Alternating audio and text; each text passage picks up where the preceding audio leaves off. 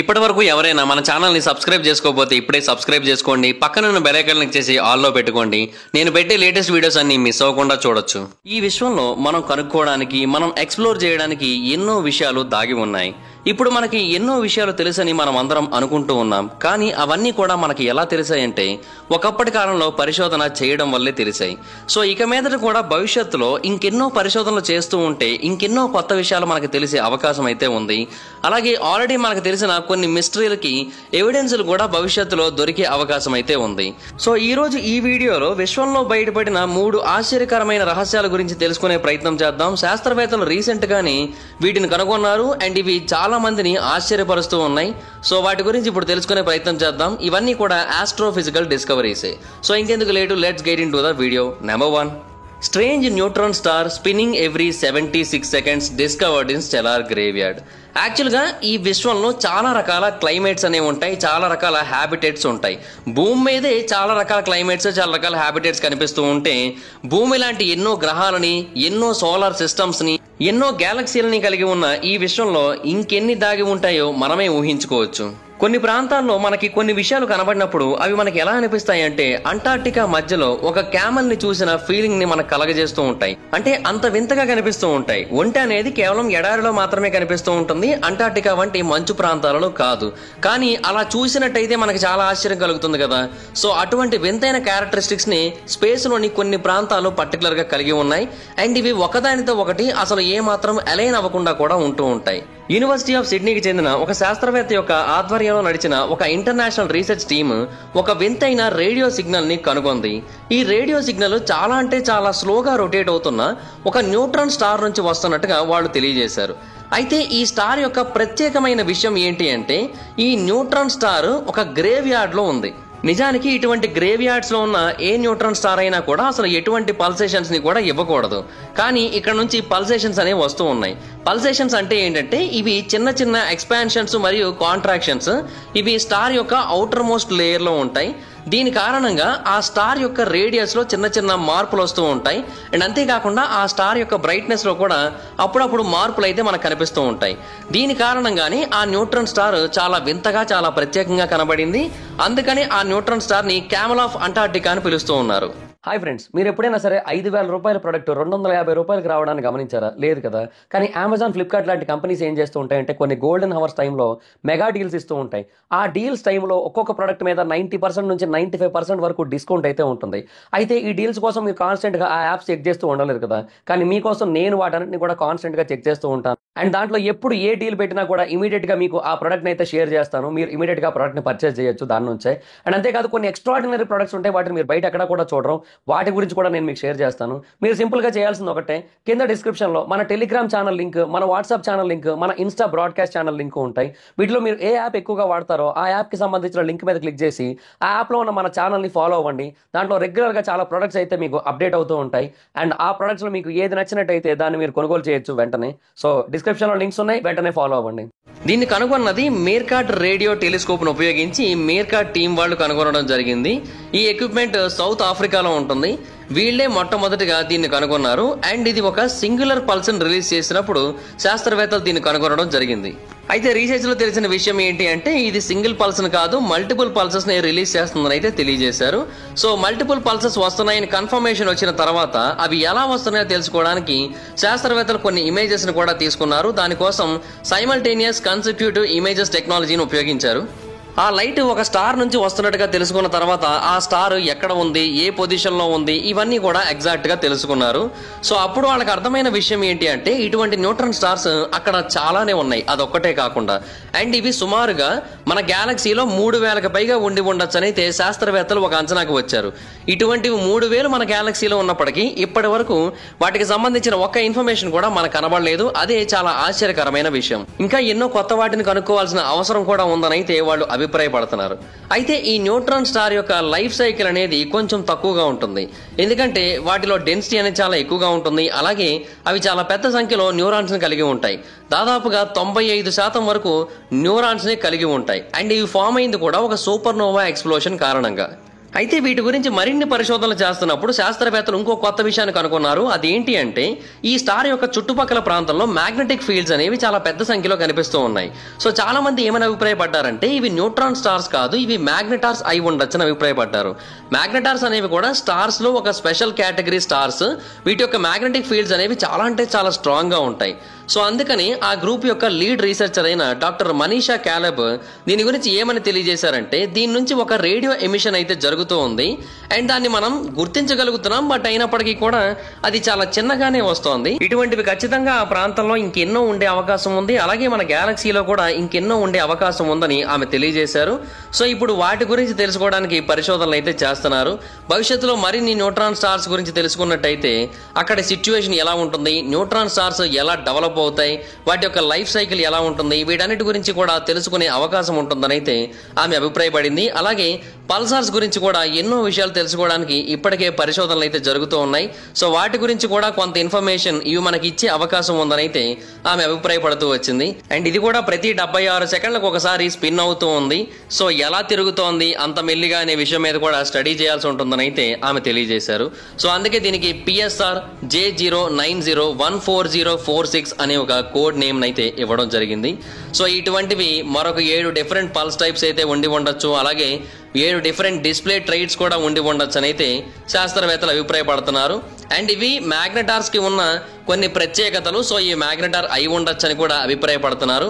అలాగే fast radio బర్స్ కూడా వీటి నుంచి అప్పుడప్పుడు బయటకు రిలీజ్ అవుతూ ఉంటాయి. సో వాటి గురించి కూడా తెలుసుకోవడానికి అయితే పరిశోధనలు జరుగుతున్నాయి. ఇప్పటి వరకు ఈ స్టార్స్ గురించి మనకి చాలా ఇన్ఫర్మేషన్ తెలుసని మనం అనుకుంటూ వచ్చాం. కానీ మనకి చాలా తక్కువ ఇన్ఫర్మేషన్ మాత్రమే తెలుసని ఈ కొత్త ప్రయోగం అయితే మనకు తెలియజేసిందనే చెప్పాలి. Number 2, astronomers discover hidden trove of massive black holes. కొన్నిసార్లు మనం ఏదైనా ఒక దానిని చూసినప్పుడు కంటిన్యూస్ గా చూస్తున్న కొద్దీ కొత్త విషయాల్ని గమనిస్తూ ఉండొచ్చు. మొదటిసారి దాన్ని చూసినప్పుడు మనకి అక్కడ ఏమీ లేదని అనిపించవచ్చు. కానీ రెండోసారి చూసినప్పుడు మాత్రం అక్కడ ఏదో ఒక పెద్ద రహస్యమే దాగి ఉందనిపించవచ్చు. ఇది ఏదైనా ఒక సినిమా విషయంలో కూడా జరుగుతూ ఉంటుంది. మొదటిసారి చూసినప్పుడు మనం ఒక క్లూ వంటి దాన్ని మిస్ అవుతూ ఉంటాం. కానీ రెండోసారి చూసినప్పుడు ఆ క్లూని గుర్తుపెట్టుకుంటాం. అలాగే ఏదైనా ఒక పెయింటింగ్ ని చూసినప్పుడు ఒక స్ట్రోక్ ని మొదటిసారి మిస్ అవుతాం. రెండోసారి చూసినప్పుడు అది మనకు చాలా క్లియర్ గా కనిపిస్తూ ఉంటుంది. ఇటువంటి దాన్ని మనలో చాలా మంది ఆల్రెడీ ఎక్స్పీరియన్స్ చేశారు కూడా. అయితే సైంటిఫిక్ వరల్డ్ కూడా దీనికి ఎగ్జామ్షన్ ఏమీ కాదు. ఒక రీసెర్చ్ టీంని యూనివర్సిటీ ఆఫ్ నార్త్ కరోలినాకి చెందిన కొంతమంది శాస్త్రవేత్తలు లీడ్ చేస్తూ స్పేస్ లో పరిశోధనలు చేస్తున్న టైంలో వాళ్ళకి massive black holes dwarf galaxies లో చాలా పెద్ద సంఖ్యలో కనబడ్డాయి.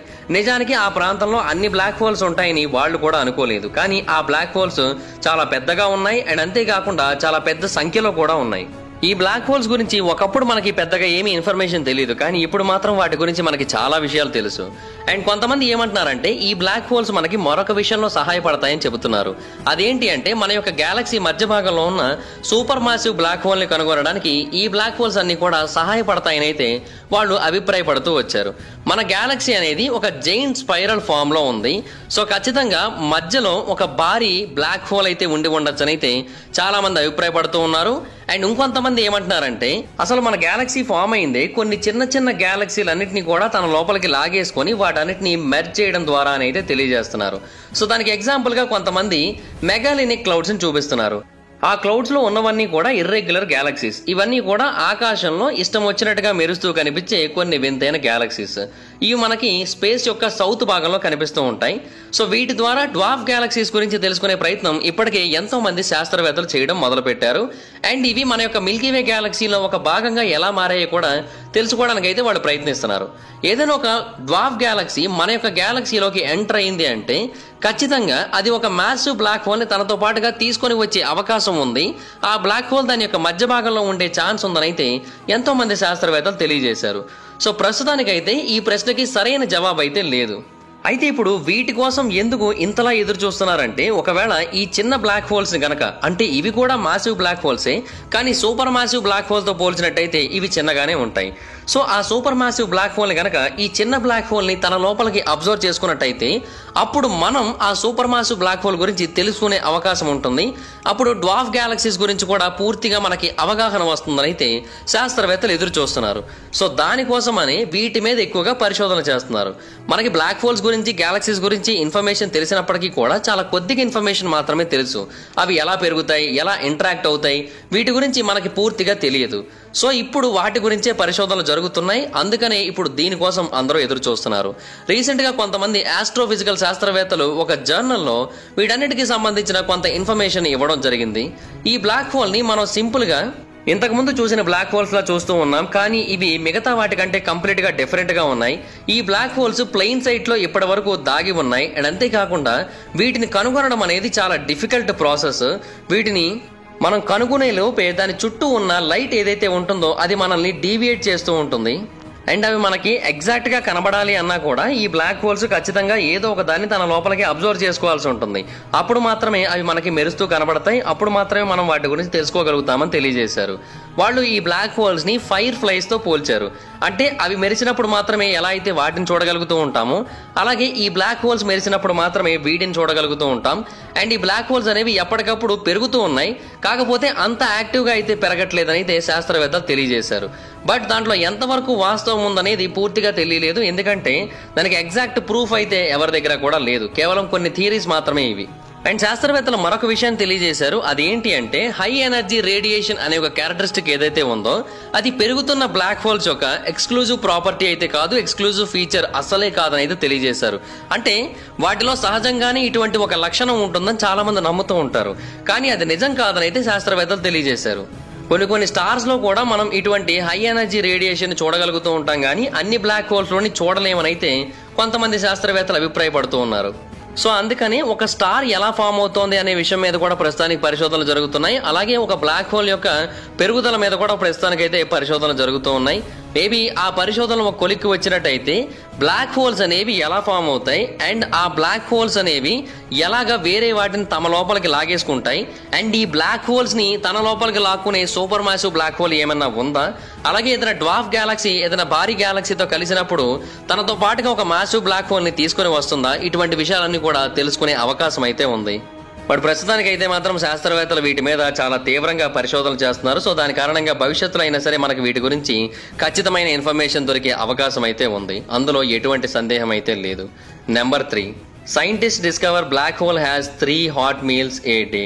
మనకందరికీ కూడా తెలిసిన విషయం ఏంటంటే మనం అందరం కూడా రోజుకి 3 మీల్స్ తింటాం. అంటే ఉదయం బ్రేక్ఫాస్ట్ చేస్తాం, మధ్యాహ్నం లంచ్ చేస్తాం, రాత్రికి డిన్నర్ చేస్తాం.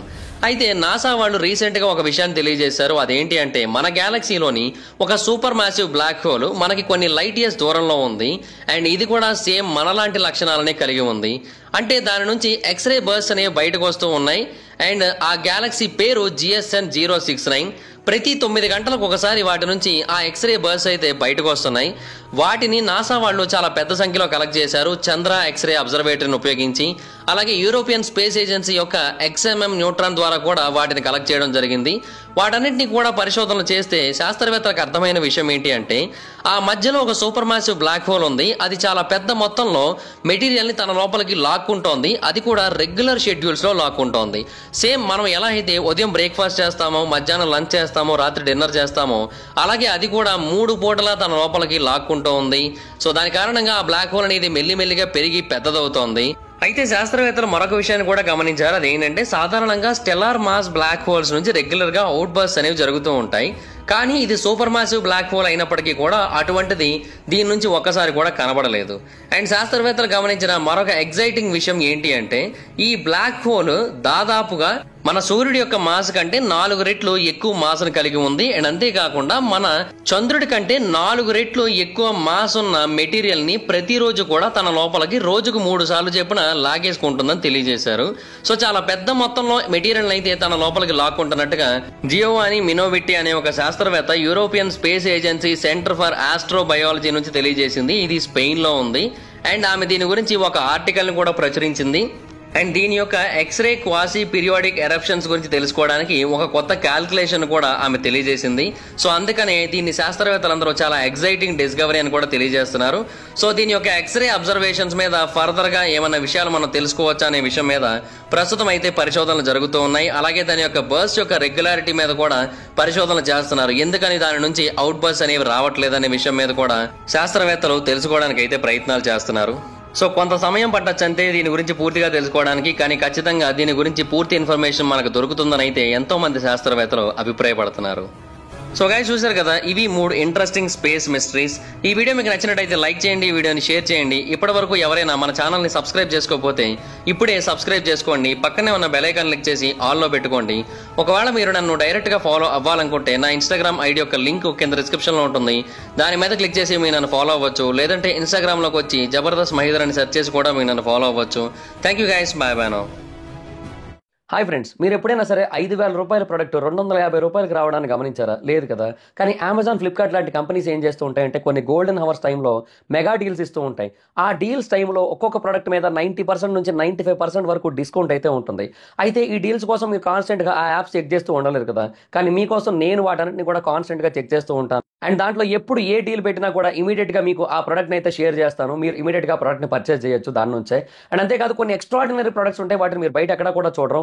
వాటి గురించి కూడా నేను మీకు షేర్ చేస్తాను. మీరు సింపుల్గా చేయాల్సింది ఒకటే, కింద డిస్క్రిప్షన్లో మన టెలిగ్రామ్ ఛానల్ లింక్, మన వాట్సాప్ ఛానల్ లింక్, మన ఇన్స్టా బ్రాడ్కాస్ట్ ఛానల్ లింక్ ఉంటాయి.